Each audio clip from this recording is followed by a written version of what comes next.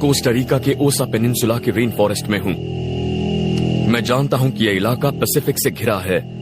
अगर मुझे कोई नदी मिल जाए तो मैं उसके साथ साथ समंदर तक पहुँच जाऊंगा और तब मुझे शायद कोई इंसानी बस्ती मिल जाए। जमीन पर मौजूद पेड़ और झाड़ियां ज्यादा घने होते जा रही हैं और उनके बीच से गुजरना मुश्किल हो रहा है।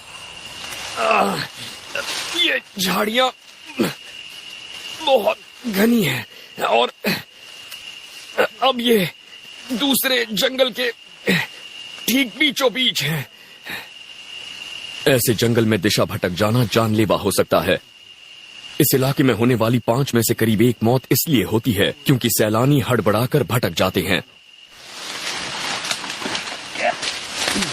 इन झाड़ियों के बीच से निकलना बहुत मुश्किल हो रहा है, पर मेरे लिए ये रास्ता फायदेमंद है क्योंकि ये पहाड़ी से नीचे जा रहा है और दूसरी बात, यहाँ कभी इंसानी बस्ती होती थी, तो हो सकता है कि यहाँ से मुझे बाहर निकलने का कोई रास्ता मिल जाए। 10 साल पहले अधेड़ उम्र की एक अमेरिकी महिला रेन फॉरेस्ट में अकेले ही हाइकिंग के लिए निकली थी। वो रास्ता भूल गई, गिर गई और घायल हो गई। चल फिर ना पाने की वजह से वो वहीं अटक गई। हालांकि उसे ढूंढने वाले दल में 90 लोग थे, पर जब उसे 2 हफ्तों बाद ढूंढ निकाला गया तब तक उसका शव सड़ चुका था। मेरे पास अगर कोई बड़ा छुरा होता तो मैं कुछ ही घंटों में ये सब काट देता, पर मेरे पास फिलहाल बस एक चाकू है, इसीलिए काफी वक्त लग सकता है। मेरे हाथों में घाव होने लगे हैं, देखिए छाले पड़ गए हैं। ऐसे तो बात नहीं बनने वाली है, मुझे कुछ और करना होगा।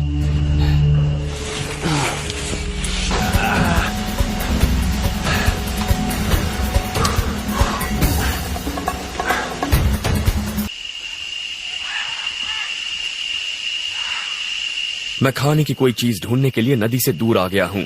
जानवरों का शिकार करने या फंदे लगाने में ऊर्जा बर्बाद करने का कोई फायदा नहीं। यहाँ खाने के लिए बहुत से पौधे हैं, नीचे गिरे फल हैं, जैसे कि ये गार्सिनियास। ये मेरे बहुत काम का है। इसका स्वाद लीची जैसा होता है और इसमें ढेर सारी नेचुरल शुगर होती है। पौधे यहाँ खुराक का सबसे आसान जरिया हैं। 3 साल पहले एक लड़का सिर्फ केले खाकर और नदी का पानी पीकर जिंदा रहा, फिर उसने अपना रास्ता ढूंढ लिया था। जिंदा बचने वाले बहुत से लोगों का कहना है कि भटकने पर जंगल में सबसे बुरा वक्त होता है रात का, और अब अंधेरा होने वाला है। मैंने अभी तक कैंप नहीं बनाया है और आगे क्या होगा ये सोचकर बहुत परेशान हूँ।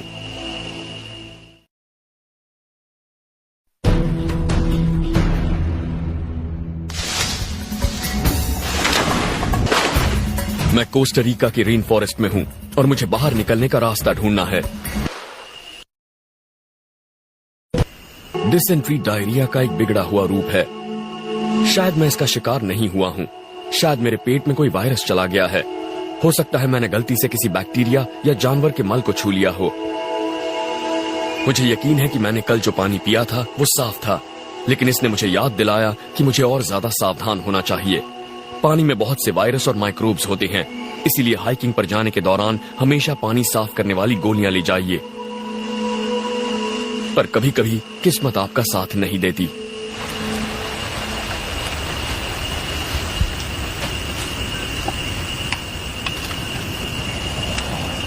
मैं इस पानी को कम से कम 5 मिनट उबालूंगा ताकि इसका साफ होना सुनिश्चित हो जाए।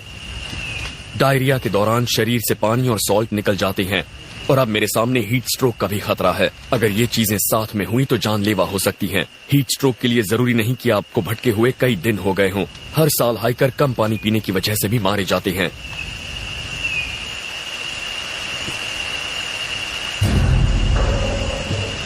अब मुझे अपने पेट को ठीक करने वाली कोई चीज ढूंढनी होगी।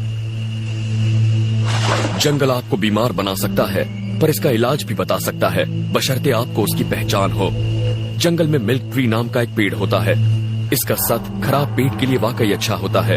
इसकी अलग ही पहचान में आने वाली नुकीली कोंपलें होती हैं और इसमें दूध जैसा सफेद रस होता है। मैंने कैंप से करीब 800 मीटर ऊपर ऐसा एक पेड़ देखा था। बस अब मुझे वहाँ पहुँचकर उसे ढूंढना होगा।